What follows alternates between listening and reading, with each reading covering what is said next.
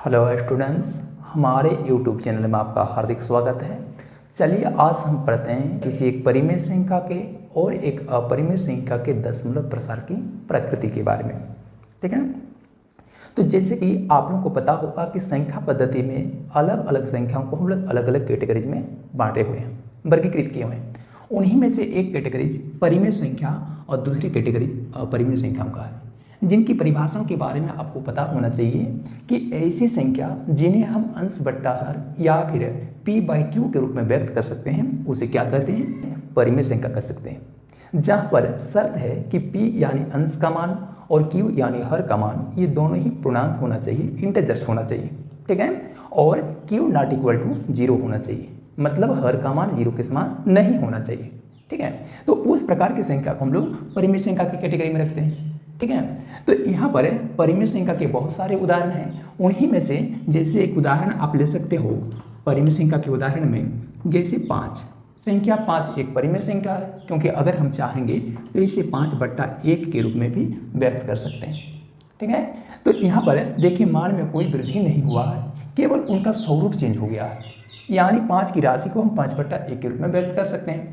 जहाँ पर अंश का मान देखिए 5 एक पूर्णांकीय राशि है और हर का मान 1 वह भी एक पूर्णांकीय राशि है, तथा हर का मान 0 के समान नहीं है बल्कि हर का मान 1 के समान है।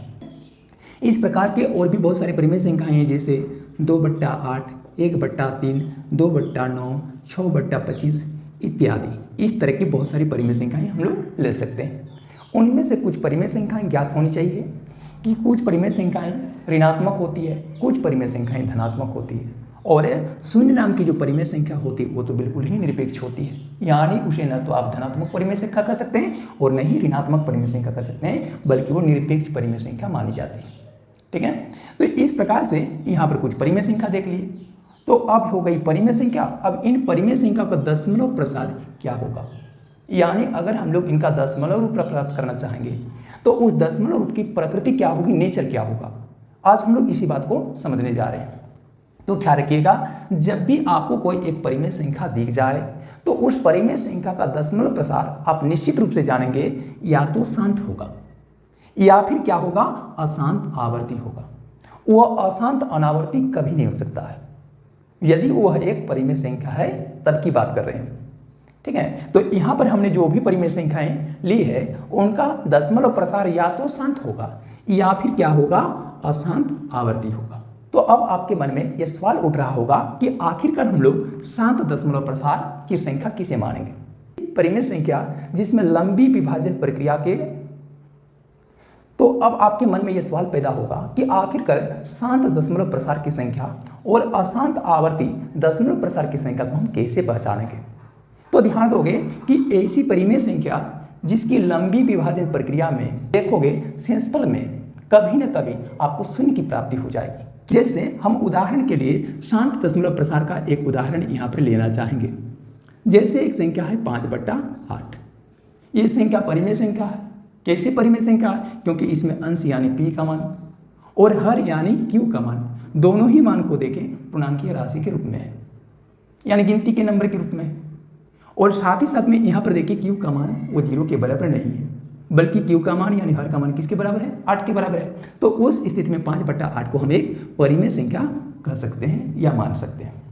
तो ये जो परिमेय संख्या है इनका दशमलव प्रसार क्या होगा, तो इसका दशमलव प्रसार जानने के लिए संख्या 5 की राशि को यहाँ से डिवाइड करना है, कितने से, 8 से, क्योंकि 5/8 का यही अर्थ होता है कि 5 की राशि 8 से विभाजित होगी।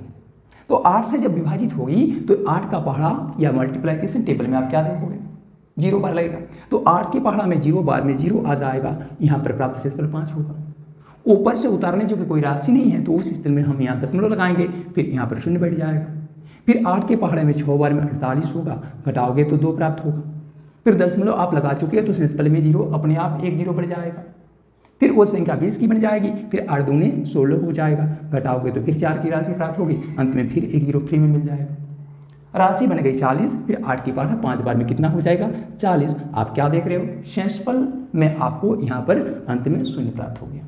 तो जब शेषफल के रूप में शून्य प्राप्त हो जाए विभाजन प्रक्रिया में, तो उस स्थिति में जानना कि वह परिमेय संख्या का दशमलव प्रसार क्या हो गया, शांत हो गया। क्यों, याद रखिएगा एक परिमेय संख्या का दशमलव प्रसार या तो शांत होगा यानी उसमें अंश की राशि को हर की राशि से विभाजित किए जाने पर लॉन्ग डिवीजन मेथड में किसी न किसी समय आपको सेंसिबल के रूप में अंत में शून्य प्राप्त हो जाएगा। ठीक है, तो अब समझ जाना कि उसका दशमलव प्रसार शांत है। लेकिन कई बार ये ऐसा होता है कि कुछ ऐसी भी परिमेय संख्याएं आपको हाथ लग जाएगी जिसमें कभी भी आपको सेंसिबल के रूप में शून्य की प्राप्ति नहीं होगी। भले आप लाखों बार प्रयत्न कर लेंगे, हर एक बार आपको सेंसिबल के रूप में अलग अलग राशि प्राप्त होगी, लेकिन आपको सेंसिबल के रूप में शून्य कभी नहीं मिलेगी। जैसे इस तरह की परिमेय संख्या का ही एक अन्य उदाहरण ले लेते हैं। जैसे संख्या 2/7 को ले लें, संख्या 2/7 को ले लें, या फिर चाहेंगे तो इस तरह से और भी संख्या ले सकते हो, जैसे संख्या 2/3 को ले सकते हो। उस प्रकार से और भी संख्या ले सकते हो, जैसे संख्या 9/13 को ले सकते हो। इस तरह से और भी बहुत सारी संख्याएं हैं जो कि परिमेय संख्या ही हैं। जैसे आप कहेंगे संख्या 2/7 ये परिमेय संख्या कैसे हो गई, तो देखिए आप इसे अंश बट्टा हर के रूप में देख रहे हैं, इसे भी देखिए अंश बट्टा हर के रूप में देख रहे हो, इसे भी देखिए तो अंश बट्टा हर के रूप में देख रहे हो। जहां पर अंश की जितनी सारी राशियां हैं सब के सब क्या है, पूर्णांकीय राशि है। हर की जितनी सारी राशियां हैं वे भी पूर्णांकीय राशियां हैं। फिर हर के मान जो है वो केवल और केवल शून्य के बराबर नहीं है। पहली परिमेय संख्या में हर का मान 7 है, दूसरी परिमेय संख्या में हर का मान 3 है, तीसरी परिमेय संख्या में हर का मान 13 है। तो इन सभी जो है परिमेय संख्याओं को आप जो है दशमलव में व्यक्त करें तो आप क्या देखेंगे, इसमें से किसी भी परिमेय संख्या जो कि यहाँ एग्जाम्पल में दिखाया गया है तो उनका दशमलव प्रसार आपको कभी शांत नहीं मिलेगा। जैसे हम पहली संख्या 2/7 को ले लेते हैं। 2/7 का अर्थ क्या है कि संख्या 2 की राशि को 7 से डिवाइड करना है। ठीक है, तो यहाँ पर 7 का पहाड़ा शून्य बार में शून्य आ जाएगा, सेंसिबल घटाओगे तो 2 होगा। फिर यहाँ दशमलव लगाओगे 0 बैठेगा, फिर 7 दूनी 14 हो जाएगा, घटाओगे तो कितना मिल जाएगा, 6 मिलेगा। बगल में फिर एक 0 अपने आप बढ़ जाएगा क्योंकि ऊपर से उतारने की कोई संख्या नहीं है। फिर देखोगे 7 का पहाड़ा 2 बार में कितना होगा, फिर देखोगे क्या 7 का पहाड़ा 8 बार में कितना होगा, 56 होगा। फिर घटाओगे तो 4 आ जाएगा, 0 बैठ जाएगा। फिर 7 का पहाड़ा 5 बार में कितना होगा, 35 होगा, घटाओगे तो 5 होगा, 0 बैठेगा। फिर 7 7 49 होगा, फिर घटाओगे तो 1 आ जाएगा, बगल में एक 0 बैठेगा, फिर 7 के 7 हो जाएगा, घटाओगे तो फिर कितना आ जाएगा यहाँ सेंसिबल के रूप में 3, जो कि हमने यहाँ लिख दिया है। फिर यहाँ पर एक 0 बढ़ेगा, फिर 7 का पहाड़ा 4 बार में कितना होगा, 28, फिर घटाओगे तो सेंसिबल कितना आ जाएगा, 2। फिर यहाँ पर देखोगे सेंसिबल 2 के बगल में एक 2 अपने आप बैठेगा। ठीक है, क्योंकि दशमलव लग चुका है।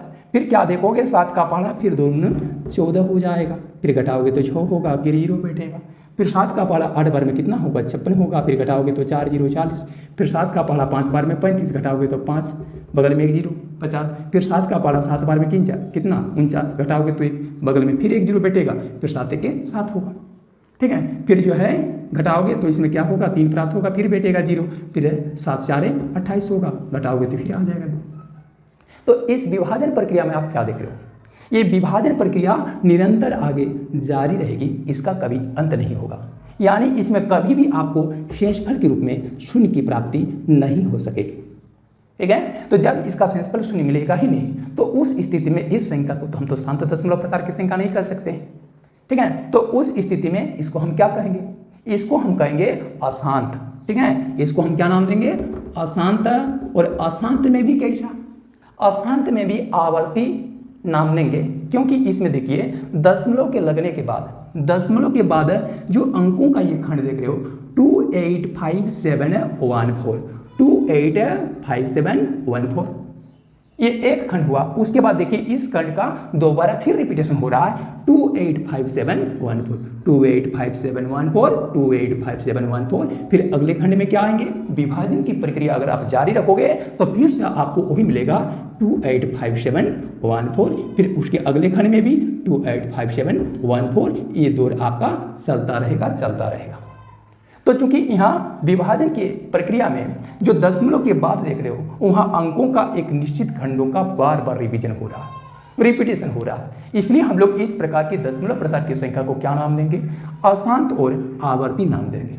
ठीक है, तो कुछ परिमेय संख्या को हम लोग क्या देखें, शांत दशमलव प्रसार के रूप में देखें, और कुछ परिमेय संख्या को हम लोग क्या देख रहे हैं, अशांत आवर्ती दशमलव प्रसार के रूप में देख रहे हैं। तो रही बात एक अशांत दशमलव प्रसार की संख्या को हम लोग संक्षेप में कैसे व्यक्त करेंगे, तो इसके लिए आपको क्या करना पड़ेगा, 285714, 285714, 285714 को बार बार लिखने की कोई आवश्यकता नहीं है।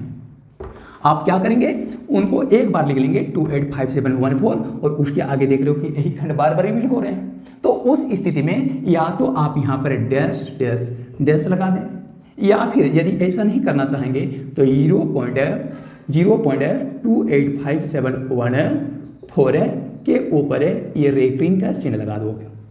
तो चूंकि इसमें 28571 पर 6 अंकों के खंड के ऊपर ये बार का चिन्ह लगा हुआ है, जो इस बात का संकेत है कि दशमलव के बाद 28571 का बार बार रिवीजन होता रहेगा भागफल के तौर पर, और शेषफल कभी भी आपको शून्य नहीं मिलेगा। ठीक है, तो यहाँ पर ये बात सामने आ गई, एक परिमेय संख्या का दशमलव प्रसार या तो शांत होता है या फिर अशांत आवर्ती होता है। और ये कथन विलोम अर्थ में भी सही है। विलोम अर्थ में सही कैसे, तो अगर कोई संख्या परिमेय संख्या हो गई तो उसका दशमलव प्रसार निश्चित रूप से जानोगे या तो शांत होगा अथवा फिर अशांत आवर्ती होगा। परंतु यदि कोई कह दें कि एक संख्या ऐसी है जिसका दशमलव प्रसार शांत है, तो वह कैसी संख्या होगी, तो आपको तुरंत इसका जवाब देना चाहिए कि अगर किसी संख्या का दशमलव प्रसार शांत है तो निश्चित रूप से वह संख्या क्या होगी, परिमेय संख्या होगी। यह भी कथन सत्य हो जाएगा। ठीक है, और अगर कोई कह दें किसी संख्या का दशमलव प्रसार अशांत आवर्ती के रूप में है, वो संख्या कैसी होगी, तो याद रखिएगा अगर किसी संख्या का दशमलव प्रसार अशांत आवर्ती रूप में है तो निश्चित रूप से वो संख्या भी परिमेय होगी, अपरिमेय हो नहीं सकती है। ठीक है, अब रही बात कि एक अपरिमेय संख्या की दशमलव प्रसार की, एक अपरिमेय संख्या का दशमलव प्रसार कैसा होता है, तो ख्याल रखोगे जो भी संख्या अपरिमेय संख्या होगी तो उस संख्या का दशमलव प्रसार हमेशा और हमेशा अशांत और अनावर्ती होगा। अशांत और अनावर्ती कहने का मतलब क्या हो गया कि विभाजन की उस प्रक्रिया में कभी भी आपको शेषफल के रूप में शून्य तो मिलेगा ही नहीं, तभी तो उसका नाम अशांत पड़ा है। लेकिन साथ साथ में अशांत होने के साथ साथ वो अनावर्ती होगा, यानी उसमें देखोगे दशमलव के बाद जो यहाँ अंकों का एक खंड का रिपीटेशन देख रहे थे अशांत आवर्ती वाला में, वह रिपीटेशन आपको देखने को नहीं मिलेगा। यानी दशमलव के बाद वहां पर किसी भी अंक का या अंकों के खंडों का बार बार रिवीजन नहीं हो सकेगा, शेषफल के रूप में शून्य मिलेगा ही नहीं, और साथ साथ में भागफल में दशमलव के बाद किसी भी अंक या अंकों का खंडों का रिपीटेशन भी नहीं होगा। तो उस प्रकार की संख्या को हम लोग अशांत अनावर्ती संख्या कहेंगे, और वह संख्या निश्चित रूप से अपरिमेय संख्या होगी। जैसे उदाहरण के लिए आप ले सकते हैं किसी एक अपरिमेय संख्या को, जैसे एक अपरिमेय संख्या के उदाहरण है √2।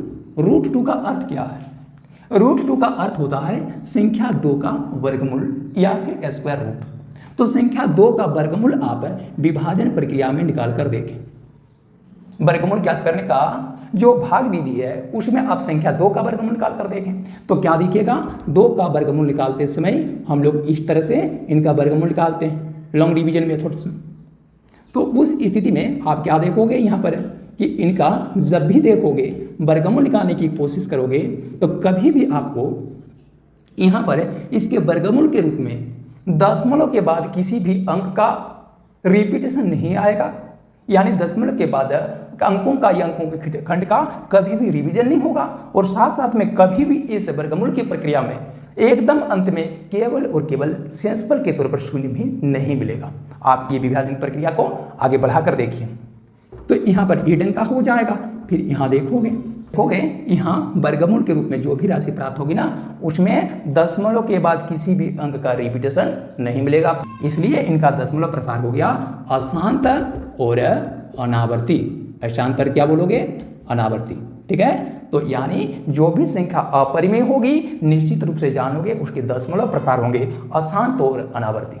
ठीक है, और इसका विलोम कथन भी सत्य है, यानी कहने का मतलब है अगर किसी संख्या का दशमलव प्रसार अशांत और अनावर्ती है आप निश्चित रूप से जानोगे वो संख्या क्या होगी, एक अपरिमेय संख्या होगी, इरेशनल नंबर होगी, और हम लाखों प्रयत्न करेंगे तो उसे हम परिमेय संख्या के स्वरूप में कभी भी नहीं लिख पाएंगे। उम्मीद करते हैं आप लोगों को एक परिमेय संख्या और एक अपरिमेय संख्या के दशमलव प्रसार के विषय में जानकारी हो गई होगी। नेक्स्ट वीडियो में फिर से मिलते हैं।